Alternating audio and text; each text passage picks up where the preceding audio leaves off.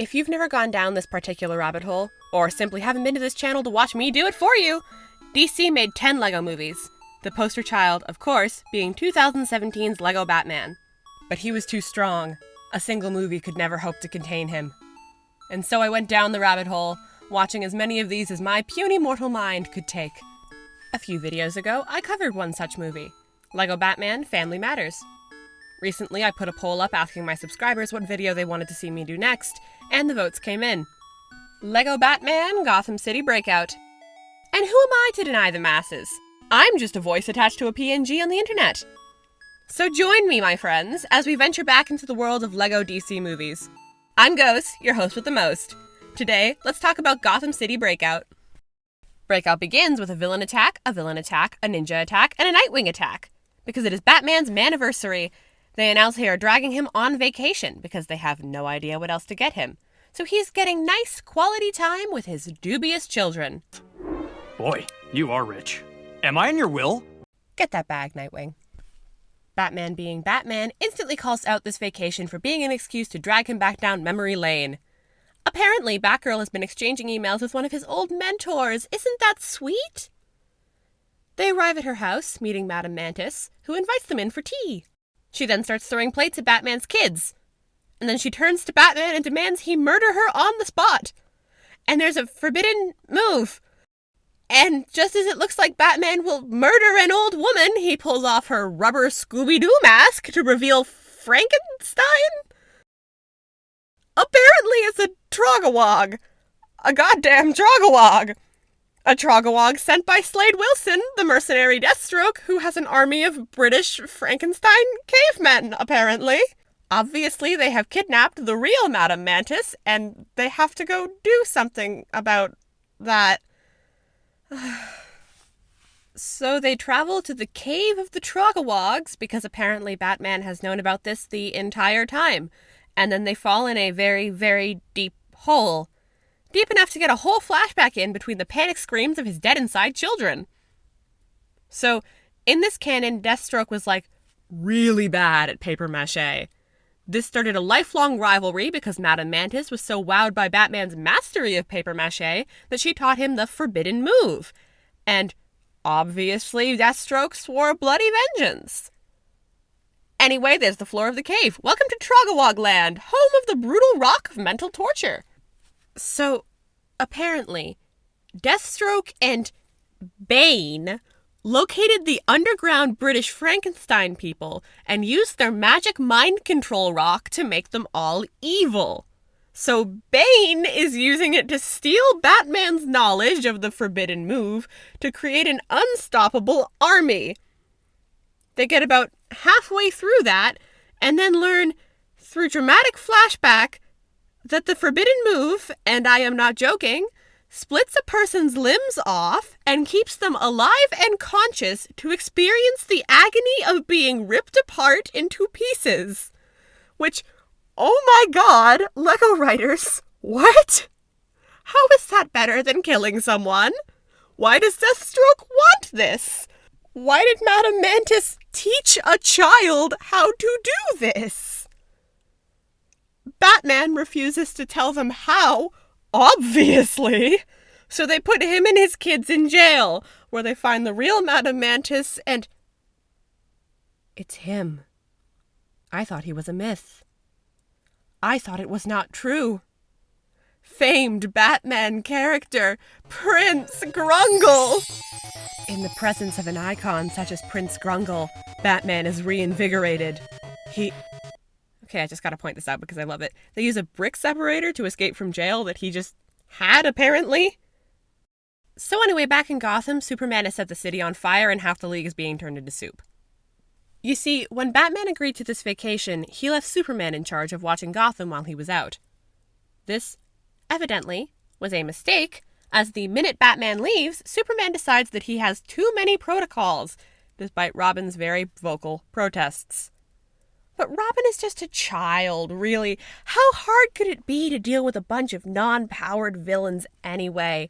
He's Superman. What could they do against him? Within the first 5 minutes, Joker tricks him with a spoon into freeing all of Arkham Asylum, therefore unleashing chaos upon the city and presumably causing the deaths of hundreds of innocent civilians. Great job, Superman. In a panic, he calls Cyborg. They then collectively decide not to tell Wonder Woman about this. And then Cyborg declares himself Superman's new boy wonder. Obviously, with backup, he'll be fine. What could a bunch of non-powered villains do against them? They call Wonder Woman. Wonder Woman thinks they're being stupid. Batman can handle this city pretty much alone. What could a bunch of non-powered villains do against 3 superpowered members of the Justice League? Robin sips his hot chocolate and tells Beast Boy to save him a slice of pizza. He is going to have a very long night. Meanwhile, with Batman, they immediately break out of jail, and Prince Grungle is immediately captured by Bane. This is the world's single most obvious trap, but they really don't have any choice. Batman decides the world is for naught without Prince Grungle in it, and just gives himself up. This allows Bane and Deathstroke to get information out of his mind using the stone, revealing the secret of the forbidden move. Now unstoppable, they use the stone to implant the information in all of the Grunglings' heads, so now they can all explode people! Great job, everyone! Batman is dumped back in jail, and Deathstroke, feeling fairly smug at this point, decides to finally enact his bloody vengeance. He almost explodes Batman, until he stops, deciding this is not the way he wanted this to go. It's really no fun beating up a man who is pretty much half unconscious from magic rock torture. Who knew? With that moment of clarity, he realizes how badly creating a mind-controlled Frankenstein death army is probably going to go, and he switches sides to help them stop Bane. It's looking pretty bad for Batman and Slade, mostly due to the horde of goblins that can explode them with their hands that Slade made 5 minutes ago. But Batman has a plan. Batman always has a plan. So he defeats them with the power of dance. Back in Gotham, Robin, very frustrated and far past his bedtime, storms out of the Batcave to go collect the Justice League before Joker starts funding his next evil plans with their bathwater. It takes him approximately 4 seconds to deal with them, and he chews them out for ignoring Batman's protocols, and also for thinking that they could circumvent the rules of Gotham just because they have superpowers. Thoroughly humiliated, they agree to do things the Bat way.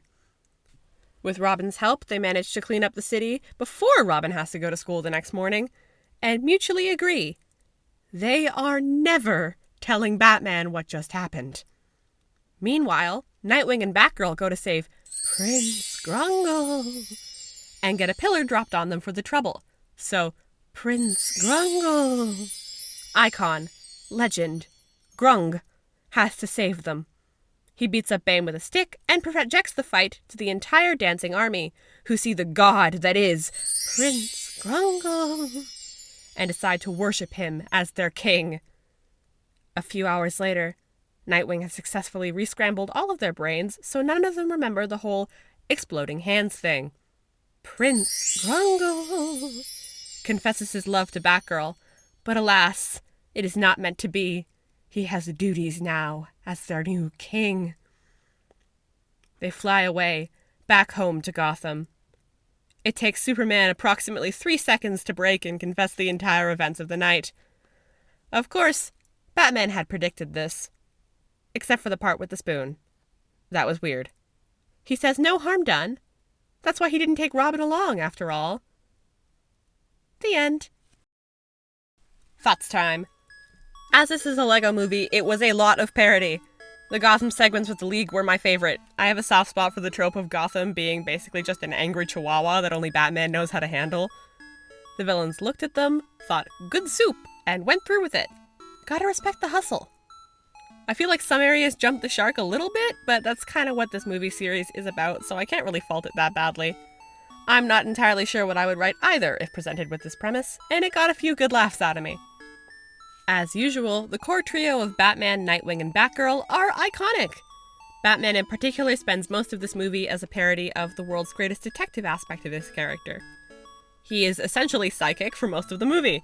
I accept no explanation other than he can see the future and has been lying about it because he thinks it's funny. and that is a bit that the LEGO writers would totally include, so I'm having a good time. I'm not sure if which Robin this is supposed to be is named, but it's the Damian minifigure in voice, so I'm assuming it's Damian Wayne. He gotta be a brat in this movie, especially the part where he's just sitting in the chair watching the Justice League miserably fail. Love him for that. Overall, this movie has my approval as an absolute fever dream nightmare that I, against all odds, was not just making up in my strange memories of these films. If you've ever seen any of these movies, which one? And what do you remember about it? As usual, fuel my obsession in the comments, and don't forget to like and subscribe. That'll be all for me today, so thanks for watching, everyone. And good night.